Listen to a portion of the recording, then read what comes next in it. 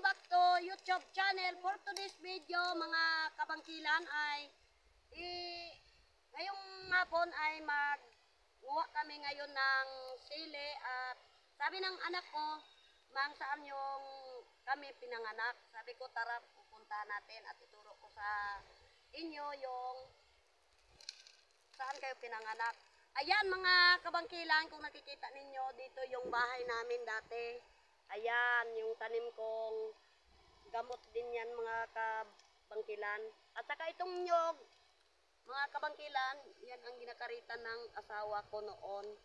Ngayon, sabi ko sa anak ko, ayan, tapos ito mga kabangkilan ay, ito kapakwanan ko noon dati. Noon, ayan, dito ako nagsisikat na tanim ng pakwan at dito rin ako na pinalaki ko yung mga anak ko dito. Ayan. Ang lapad, kabangkilan, ang tinatrabaho naming mag-asawa noon. Ayan. May nag-ausok pa. Nag-trabaho siguro dyan. Nag-ausok pa. Ayan, mga kabangkilan. Tara, manguha tayo ng sili. Ayan, mga kabangkilan. Makikita ninyo. Magkuha kami ng talbos ng sili, gugulayin namin at haluan mamaya ng papaya para gataan ng 10 piraso ng nyog. Magata-gata talaga. Charot. Ayan mga kabangkilan, oh, ayan. Ang taba. Malaking bagay ito mga kabangkilan, yung ano nito, yung dahon. Tapos yung bunga niya ay gawain namin ng samakan. Alam mo ninyong ginagawang samakan ang lagyan ng ano ba? Suka. Ayan. Ang dami. Ayan.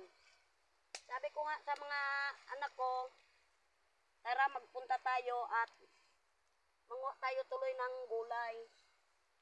Ganito talaga mga sa amin dito. Tiyaga talaga ang ano kabangkilan. Ayan. Ginubuhay. Ayan, mayroon namang daon na bangkilan ay ayan, ang tataba oh. Kaya nagkuha ako nito, paramihin ko para pagdating mamaya sa bahay, gulayin ko at haluan ng papaya at para makakain yung bagong panganak. Ayan. Ang dami, mga kabangkilan. Ayan. Ilahan lang. Ayan. Ano po mga bangkilan, yung isa kong kapatid na bunso, ayan, nakakuha din po ng talbos ng sili. Dito po kasi kami sa gubat. Kaya po mga bangkilan, wala na pong masyadong bunga na hinog kasi kinakain po ng ibon. Kaya talbos na lang po yung makukuha namin. Ang dami doon oh. Banda oh. Ayan, ang tataba. Ang tataba.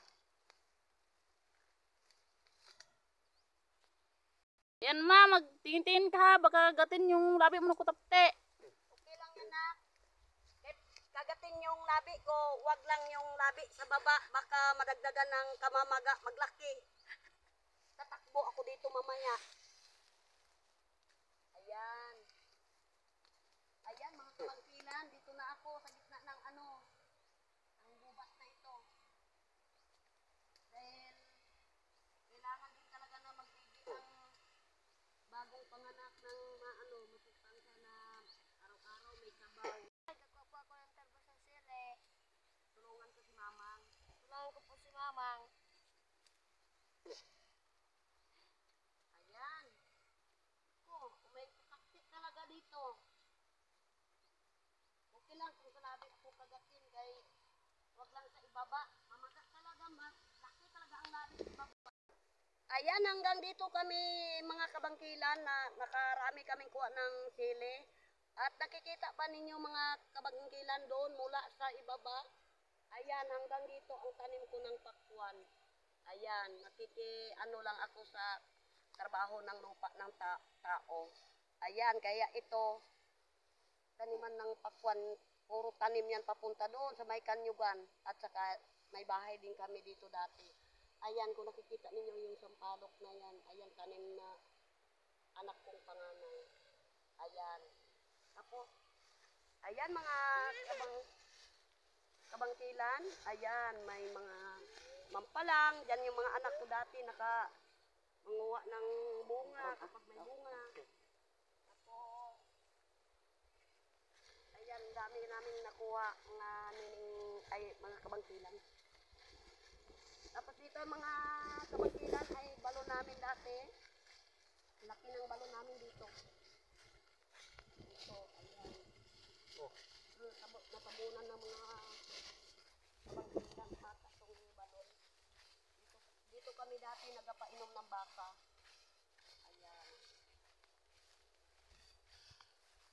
Ayan. Ayan, balon namin dati dito mga kabangkilan nung maliliit pa yung mga anak ko. Dito ko sila pinalaki sa lugar na ito, sa Abuan na ito. Ayan. Hanggang dyan lang yan yung namin mga kabangkilan. So, may baka pa ako noon.